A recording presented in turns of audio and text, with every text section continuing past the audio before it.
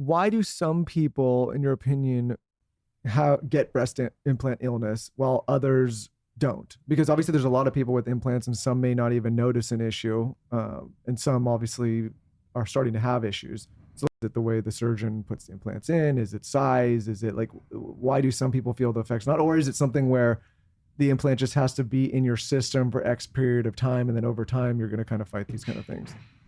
Yeah, I think in the simple way to think about it, in our experience, which encompasses 1,500 plus now, 35% have biofilm. So I'll just say for everybody in the audience, so biofilm to me is an infection. I will always just say in those, regardless of their genetics, you take it out, they get better, right? They're going to get symptomatic at some point. If you get them and take them out, they're better.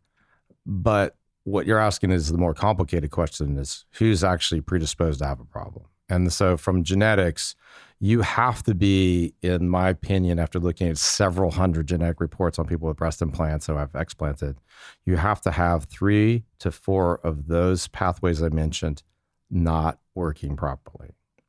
And just like Candace, our patient advocate, she had all 4 that didn't work properly. Whether or not you know that person is going to be uniquely susceptible to increasing amounts of inflammation regardless of the device. Hip implant, knee implant, breast implant, dental implant. Yes. Talk to us about more stories of explants. You talked about my story with the thyroid. What are other things that you've seen that are just wild? So, just recently we had someone, not sauna like you sauna. We're going to talk about the sauna. That's on my list.